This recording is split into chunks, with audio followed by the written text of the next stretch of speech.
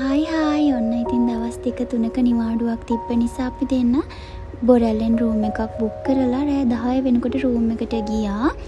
ඉතින් ඊට පස්සේ රයිස් කාලා වොෂ් දාලා නිදාගෙන උදේ නැගිටලා බ්‍රෙක්ෆාස්ට් එකට ගිහින් ඉන්දියාප්පයි පරාටයි සම්බෝලයි හාල්මස් හොදි එකක් තිබ්බා ඒකත් try කරා. ඇත්තටම මාර රස. ඊට පස්සේ රූම් එකට ඇවිල්ලා ලෑස්ති වෙලා වන් ගර්ල් ෆේස් shopping mall එකට තමයි අපි දෙන්න මේ යන්නේ. ඉතින් ඔන්න වීඩියෝ කෝල් එකකුත් ආවා. මේ විදිහට අපි ගිහිල්ලා හැමෝම වගේ අපිත් අර ලොකු ක්‍රිස්මස් ට්‍රී එක ළඟ ෆොටෝස් ගොඩාරියක් ගත්තා. ඊට පස්සේ ඔන්න ගොඩක් කල් ඉඳන් බල හිටියා. හොයාගන්න හම්බුනේ අද තමයි කුල්ෆි අයිස්ක්‍රීම් එකක් අපි දෙන්න try කරා. මම දූරියන් එකයි එයා බටර්ස්කොච් කුකීස් එකයි කෑවා. ඊට පස්සේ ඔන්න මම ආසම ඒරියා එකේ මේ ඉන්නේ ටෙඩි බියර්ස් ඒරියා එක. අපි මෙතනිමුත් ටෙඩි බියර්ස්ලා බයි කරගෙන ඊට පස්සේ ආයෙත් shopping mall එකේ ඇවිත්තා.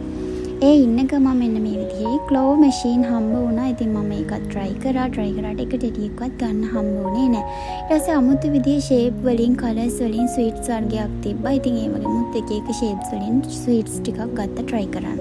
ලන්ච් එක ගන්න ගියා බඩගිනි වැඩි නිසා ලන්ච් එක අරගෙන ආයෙත් ඉතින් shopping mall එකේ ඇවිත් එක තමයි කරේ.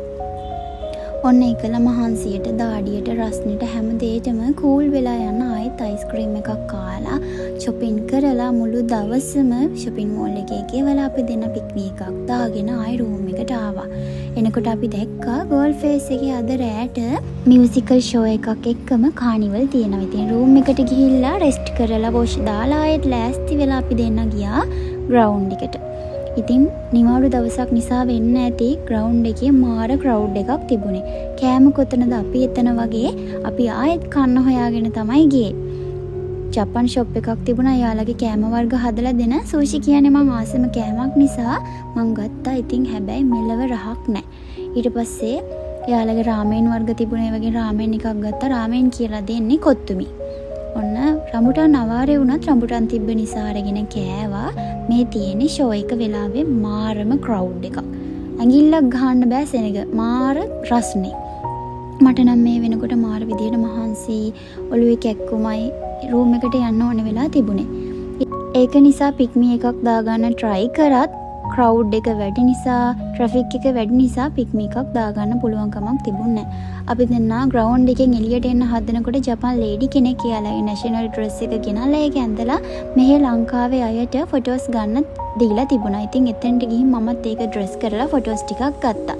ඊට පස්සේ අපි දෙන්න ග්‍රවුන්ඩ් එකෙන් එළියට ටිකක් දුර පයින් ඇවිල්ලා පික්මි එකක් දාගෙන රූම් එකට ඇවිල්ලා වොෂ් දාලා නිදියලා උදේ නැගිටලා ඔන්න දැන් ගෙදර යන්න තමයි යන්නේ. මේ විදිහට ඇවිල්ලා අපි රූම් එකෙන් චෙක් අවුට් වෙලා බුකින් එකක් දාගත්තා ඉන්ටර්සිටි එකට. අපි ටවුන් එකට යනකොට හරියටම බස් එක පිටත් වෙන වෙලාව. ඉතින් ඒ හින්දා කන්න යන්න වෙලාවක් තිබුණේ නැහැ. අපි දෙන්න අපේ බහින ටවුන් එකට යනකම්ම කන්න කෑම ಜಾති අරගත්තා. ඉතින් බස් එකට නැගපු වෙලාවෙ ඉඳලා අපි දෙන්න කරේ කන බොන එක තමයි. ඊට පස්සේ ඔන්න අපි මේ විදිහට කාලා ටිකක් වෙලා ඉඳලා මට මතක් වුණා අපි shopping mall එකෙන් අරගත්තු එක ಜಾතියේ sweets ටික. ඊට පස්සේ ඔන්න ඒ ටිකත් මේ වෙලාවේ try කරන්න පුළුවන් කියලා හිතලා අරගත්තා. මම ආසාවෙන් මෙන්න මේ ඇපල් ගෙඩිය ගත්තා. මේක ඇපල් ගෙඩියක් වුණාට ස්වීට් జాතිය. මේ හැම දෙයක්ම මං හිතන්නේ ටැමිල් අයගේ ස්වීට්ස් වර්ග.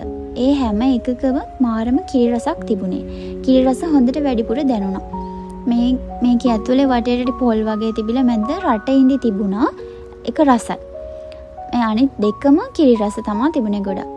ඊට පස්සේ අපි අපේ ටවුන් එකකින් බැස්සා. අපි යනකොට අපේ ළඟම ටවුන් එකේ අපි බයික් එක දාලා ගියේ. ගෙදර ලඟ වෙනකොට මාර ෆීලින් එකක් නේ දැනෙන්නේ. ඔයාටත් එහෙමද?